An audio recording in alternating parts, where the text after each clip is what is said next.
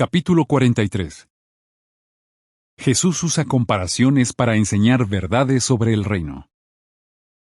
Mateo 13, 1 a 53. Marcos 4, 1 a 34. Lucas 8, 4 a 18. Contenido del capítulo. Jesús habla del reino mediante comparaciones. Seguramente Jesús está en Capernaum cuando reprende a los fariseos. Más tarde, ese mismo día, sale de la casa donde se encuentra y se dirige al cercano mar de Galilea. Al llegar allí, las multitudes se reúnen a su alrededor. Él se sube a una barca, la aleja un poco de la orilla y empieza a enseñarles sobre el reino de los cielos. Lo hace usando parábolas o comparaciones sobre cosas que la mayoría de la gente conoce bien para que les sea más fácil entender distintas verdades sobre el reino. El primer ejemplo que les pone es el de un hombre que está sembrando. Algunas semillas caen a lo largo del camino, y los pájaros se las comen. Otras caen en terreno rocoso, donde hay poca tierra. Al brotar las plantas, éstas no pueden echar raíces profundas, de modo que cuando sale el sol se queman y se marchitan. Otras semillas caen entre los espinos, y cuando las plantas brotan, éstos las ahogan. Por último, algunas semillas caen en la tierra buena y producen fruto. Unas 100 veces más de lo que se sembró, otras 60 y otras 30. Mateo 13:8. Jesús les pone otro ejemplo y les dice que el reino de Dios es como cuando un hombre echa semillas en la tierra. En este caso, las semillas crecen por sí solas, sea que el hombre esté durmiendo o despierto, aunque él no sabe exactamente cómo. Marcos 4:27. Y las plantas que brotan producen grano que luego él cosecha. A continuación, Jesús les pone un tercer ejemplo relacionado con la siembra. Les habla de un hombre que echa en su campo buena semilla. Pero mientras todos duermen, un enemigo siembra mala hierba entre el trigo. Los esclavos del hombre le preguntan si quiere que arranquen la mala hierba, pero él les responde: No sea que al arrancar la mala hierba arranquen también el trigo. Dejen que crezcan juntos hasta la cosecha, y en la temporada de la cosecha les diré a los cosechadores que primero arranquen la mala hierba, y la aten en manojos para quemarla, y que luego recojan el trigo, y lo guarden en mi granero. Mateo 13, 24 a 30. Muchos de los que están escuchando a Jesús saben lo que es trabajar en el campo. Así que Él les menciona algo más que conocen bien: el diminuto grano de mostaza. Les dice que se convierte en un árbol tan grande que hasta los pájaros vienen a refugiarse entre sus ramas. Respecto a esta semilla, Jesús les explica: el reino de los cielos es como un grano de mostaza que un hombre tomó y sembró en su campo. Mateo 13:31. Con este ejemplo, no les está dando una lección sobre plantas. Más bien, les está explicando que algo muy pequeño puede crecer muchísimo y convertirse en algo muy grande. Luego, Jesús les habla de un proceso que muchos también conocen para explicarles algo acerca del reino de los cielos. Compara el reino a la levadura que una mujer tomó y mezcló con 3 grandes medidas de harina. Mateo 13:33. Aunque la levadura no se ve a simple vista, se extiende por toda la masa y la hace crecer. Produce un crecimiento y grandes cambios que no se ven enseguida. Después de darles estos 5 ejemplos, Jesús despide a la gente y regresa a la casa donde se está quedando. Entonces, los discípulos acuden a él porque quieren saber qué es lo que ha querido decir. ¿Quiénes aprenden de las comparaciones de Jesús? Los discípulos de Jesús lo han oído usar comparaciones antes, pero nunca tantas como ahora. Por eso le preguntan: ¿por qué les hablas usando comparaciones? Mateo 13:10. Una razón es para que se cumpla una profecía, como bien reconoce Mateo en su Evangelio. Nunca les hablaba sin utilizar alguna comparación. Así se cumplió lo que se había anunciado por medio del profeta que dijo: abriré mi boca usando comparaciones. Proclamaré cosas que han estado escondidas desde la fundación. Mateo 13, 34 y 35. Pero Jesús también usa comparaciones o parábolas para dejar al descubierto los verdaderos motivos de las personas.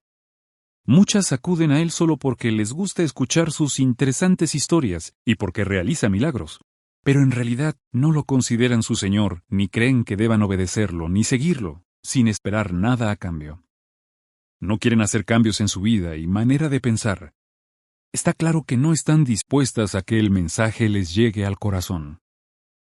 Cuando los discípulos le preguntan a Jesús por qué les hace tantas comparaciones, Él les explica. Les hablo a ellos usando comparaciones porque, aunque ven, en realidad no ven, y aunque oyen, en realidad no oyen, ni tampoco comprenden nada. En ellos se cumple esta profecía de Isaías. El corazón de este pueblo se ha hecho insensible. Mateo 13, 13 a 15. Pero no todos los que escuchan a Jesús son así. Él les dice a sus discípulos: Felices los ojos de ustedes que ven, y sus oídos que oyen, porque les aseguro que muchos profetas y personas justas desearon ver las cosas que ustedes están observando, pero no las vieron, y oír las cosas que ustedes están oyendo, pero no las oyeron. Mateo 13, 16 y 17. En efecto, los 12 apóstoles y otros discípulos fieles tienen sincero interés en lo que Jesús enseña. Por eso, Él les dice: a ustedes se les concede entender los secretos sagrados del reino de los cielos, pero a ellos no. Mateo 13, 11. Como desean entender las parábolas que acaban de oír, Él les explica la del sembrador. Comienza diciéndoles: la semilla es la palabra de Dios.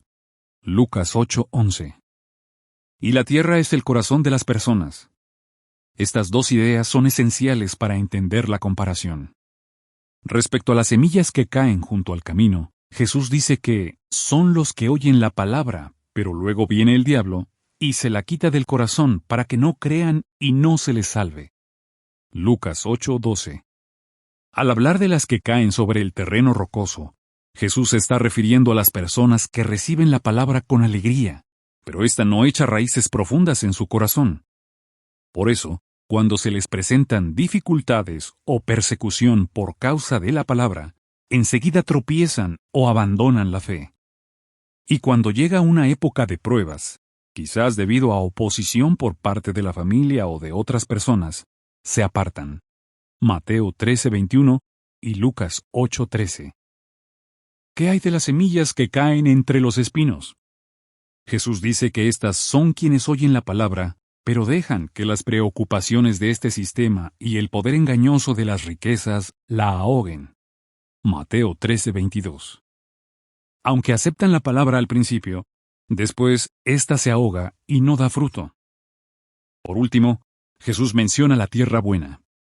Esta se refiere a las personas que escuchan la palabra y la aceptan porque entienden el verdadero significado de ella. Y como resultado, dan fruto. Pero, debido a circunstancias como la edad o la mala salud, no todas producen lo mismo. Unas producen 100 veces más de lo que se sembró, otras 60 veces más, y otras 30 veces más. Dios bendice a los que, después de oír la palabra con un corazón sincero y bueno, la retienen y dan fruto con aguante. Lucas 8:15. Esta explicación debe impresionar mucho a los discípulos que han ido a preguntarle a Jesús sobre el significado de sus ejemplos. Ahora los entienden mucho mejor. Y Jesús quiere que comprendan bien sus enseñanzas para que puedan transmitir la verdad a otras personas. Les dice: no se saca una lámpara para luego taparla con una canasta, o ponerla debajo de la cama, ¿verdad? ¿Acaso no se saca para ponerla en un candelero? Y luego les da el siguiente consejo: todo el que tenga oídos para escuchar, que escuche con atención. Marcos 4, 21 a 23. Jesús les enseña más cosas. Después de escuchar la explicación sobre la parábola del sembrador, los discípulos quieren seguir aprendiendo. Por eso le piden a Jesús: explícanos el ejemplo de la mala hierba en el campo. Mateo 13:36.